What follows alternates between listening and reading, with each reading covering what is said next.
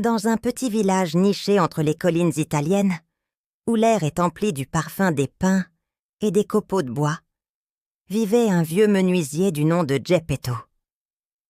Solitaire depuis longtemps, il trouvait dans son art le réconfort d'une vie simple.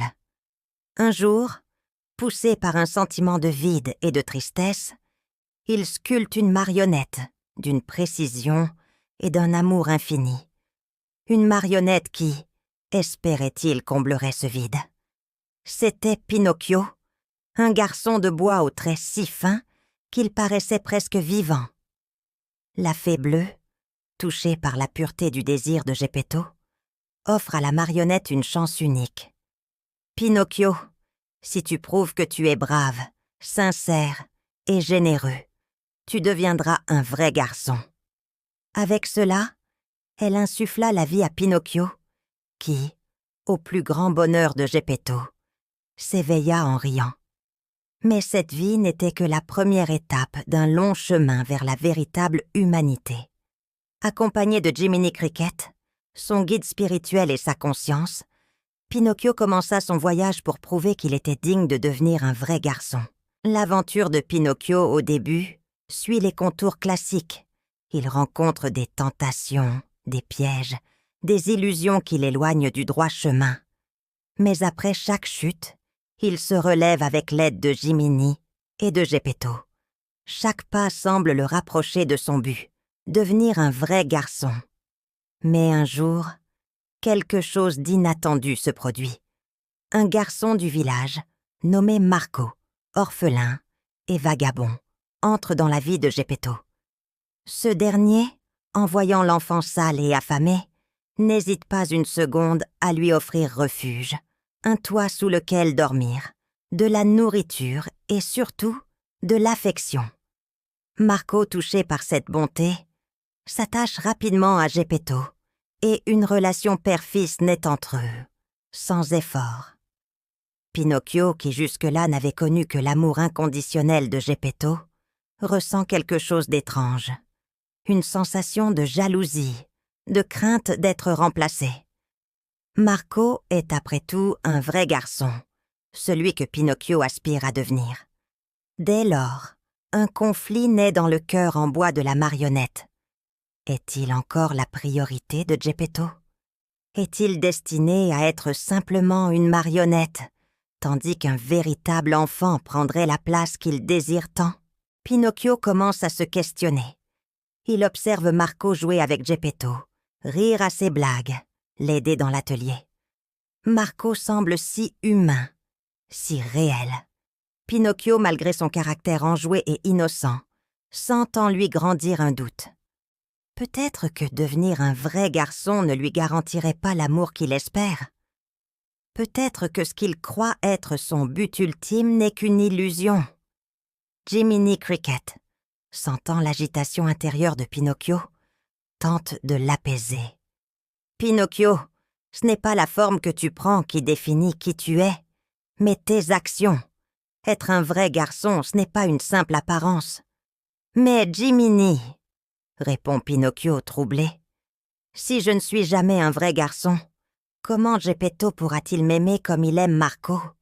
Il mérite un vrai fils, pas un jouet. » Les jours passent, et la fée bleue revient un soir. Mais cette fois, son regard est plus grave.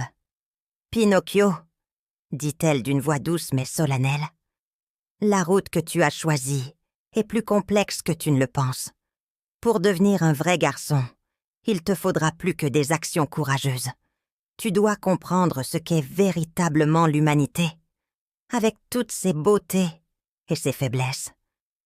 Ce choix n'est pas aussi simple qu'il y paraît. » Pinocchio commence à voir que la vie humaine n'est pas faite que de rêves réalisés, mais aussi de sacrifices, de pertes et de douleurs. En observant Marco, il voit le garçon pleurer la nuit, se souvenant de ses parents disparus. Il voit également Geppetto vieillir, sous le poids des responsabilités d'un véritable père. Est-ce vraiment ce qu'il désire? Un soir, Pinocchio, troublé par ses réflexions, fait un rêve étrange. Dans ce rêve, il se voit en garçon de chair et d'os, jouant avec Marco et Geppetto dans une prairie verdoyante. Tout semble parfait, mais au fur et à mesure, le monde autour de lui se déforme. Les rires deviennent des pleurs, la lumière s'assombrit. Pinocchio voit son propre corps se fendre, comme si la fragilité humaine l'emportait. Puis il se retrouve seul dans une vaste forêt de bois, son cœur battant dans sa poitrine. Mais ce cœur est aussi en bois, solide et immuable. À son réveil, il se rend compte d'une vérité profonde. La quête de l'humanité n'est pas une simple transformation physique. Il découvre qu'il y a de la valeur dans sa nature de marionnette, une force que les humains ne possèdent pas. Son cœur de bois est certes inanimé, mais il est pur et incorruptible. Peut-être que rester une marionnette, avec la liberté d'échapper à certaines souffrances humaines, pourrait être une bénédiction déguisée. Le dilemme final se présente lorsque Marco tombe gravement malade.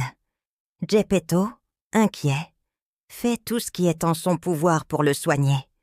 Mais les remèdes du village ne suffisent pas.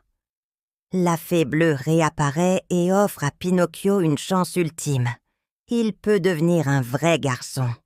Mais pour cela, il devra sacrifier quelque chose de précieux.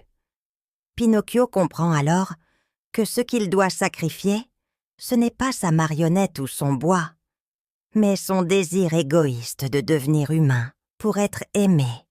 Il réalise que l'amour véritable ne réside pas dans la chair, mais dans les actions, dans les sacrifices qu'on fait pour ceux qu'on aime. Sans hésiter, Pinocchio demande à la fée de transférer sa vitalité à Marco.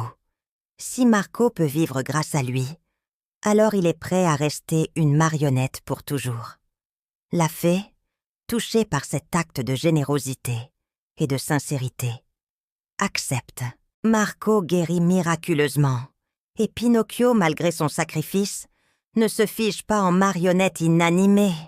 Au contraire, la fée bleue lui révèle qu'il a déjà prouvé sa véritable humanité, non par sa transformation physique, mais par son cœur. Pinocchio ne devient pas un garçon de chair, mais il a trouvé quelque chose de plus profond, l'amour désintéressé, l'essence même de l'humanité. Geppetto, comprenant la profondeur de l'âme de Pinocchio, lui dit « Mon fils, tu es déjà plus réel que n'importe quel autre garçon. Tu n'as pas besoin d'être de chair pour être mon fils. » Et ainsi, Pinocchio trouve la paix en lui-même, acceptant sa nature de marionnette avec un cœur plus humain que jamais. Il continue de vivre avec Geppetto et Marco, une famille unie par l'amour, la sagesse et le sacrifice. Pinocchio n'aura jamais la forme humaine qu'il avait tant désirée, mais il découvre que la véritable humanité n'est pas dans la chair, mais dans le cœur. Le bois qui constituait son être était peut-être rigide, mais son âme avait appris à se plier à l'amour et à la compassion. La magie reste dans l'univers de ce conte, mais elle se déploie cette fois dans les nuances de l'âme, dans le choix de rester fidèle à ce que l'on est tout en cherchant toujours à s'améliorer. Et ainsi, Pinocchio reste une marionnette, mais dans son cœur résonne la vérité. Il est, par ses actions, plus humain que jamais.